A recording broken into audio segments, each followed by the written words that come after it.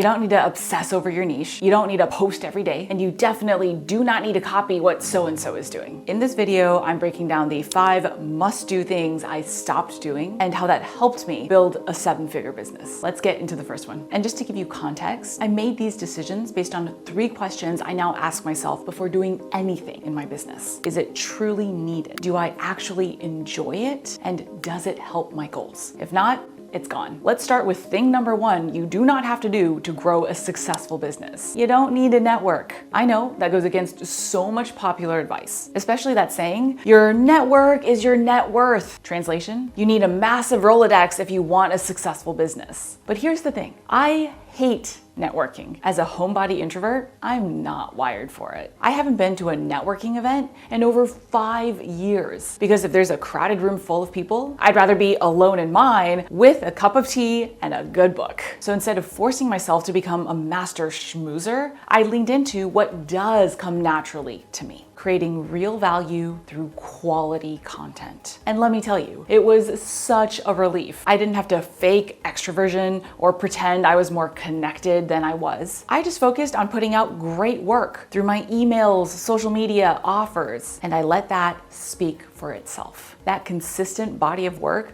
became its own kind of network. It naturally attracted the right people to me. No awkward cocktail hours required. But maybe networking is your thing. Maybe you love meeting new people and it keeps you inspired in your business. If that's you, amazing, run with it. Which brings me to thing number 2 you do not have to do. You don't have to blindly follow someone else's blueprint. Not mine, not your mentors, not that person that you admire on Instagram. It's your business, so it should reflect your values, strengths, and lifestyle. Too often, we assume that someone else, especially if they're more experienced or successful, must know better. So we override our gut instinct and go all in on a proven model, even when it doesn't feel right. Early on, I made that mistake too. I had a mentor tell me, if you want to grow a big coaching business, build a funnel, get people on a sales call with your team, and sell a 5-figure group coaching package. On paper, yeah, it worked, but inside, I felt miserable. I hated managing a sales team. There was a constant push to close deals, and there was so much pressure to keep on scaling. It wasn't me. And the worst part, I wasn't even doing coaching anymore. My favorite part. Basically,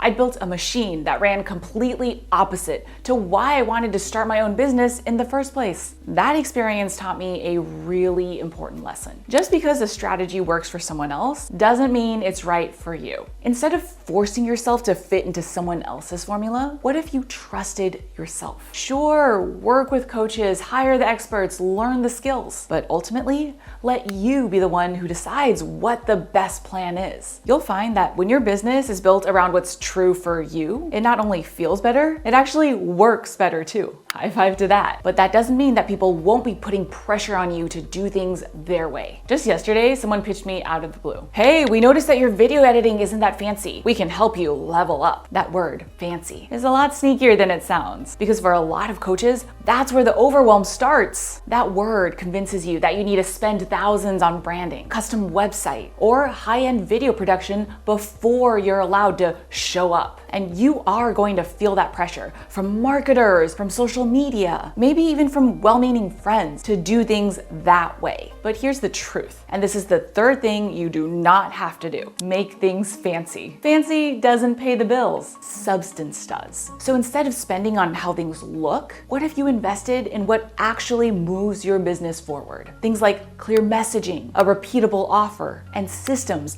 that serve your clients and your life. If your instinct is saying, I need to be perfect before you can post, launch, or share, pause. Ask yourself, is this about real impact or is this about appearance? When I first started on YouTube, I edited all of my videos myself. And they were not great, but they got the message across. They helped a lot of people and they built trust. Today, I work with an amazing editor, but our process is still simple. One and done. No back and forth, no obsessing over fanciness, because our time is better used on the actual content. The stuff that attracts the right people, helps them, builds community, and helps us drive sales. So here's the question for you. Are your resources, your time, energy, money, going to what truly matters? And speaking of where your energy goes, let's talk about content. Because the fourth thing you do not have to do is this. You don't have to churn out content nonstop. There's a lot of noise out there telling you to post, like 5 times a day or you'll disappear. Thanks, Gary Vee. Hey, if you can do that, power to you. But for most people, that kind of constant output is exhausting. Even the most disciplined creators start hitting burnout when they treat content like a conveyor belt. Because here's the thing, creating content isn't just about churning things out. It's a skill. And like any other skill, it takes time to build. So if you're not a content machine right out the gate, that's normal. Give yourself room to grow. And part of that is being strategic about where you put your energy early on, like choosing platforms where you can really build momentum. For me, that was email marketing. It gave me the highest return for my time and energy, which helped me grow faster, not slower. So if you've been telling yourself, I have to post constantly or I'll never build a brand, take a breath. Because here's the reality. You only have so many hours and so much energy. You literally can't do everything. And you definitely can't live on your brand or your audience or your likes. Focus on the work that moves the needle, not just on getting stuff done. Speaking of which, that brings us to thing number 5 that you do not have to do.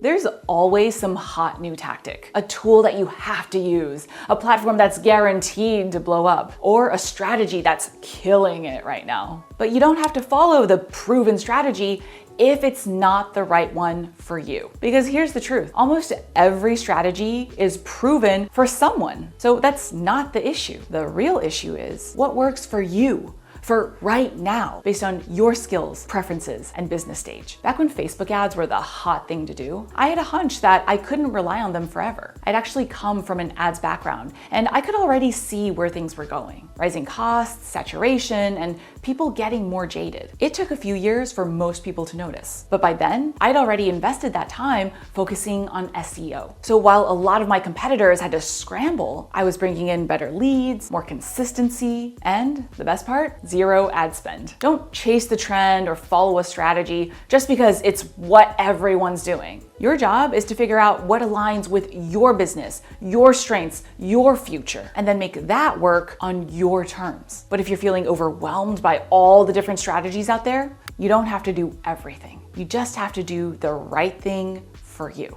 And here's the even better news. Building a coaching business doesn't require being everywhere, knowing everyone, or being some kind of marketing genius. What it does require is just one thing, and it's a skill that you can learn. This skill is what helped me and so many others grow to 6 and then 7 figures without burnout. What is it? Let's break it down in this next video.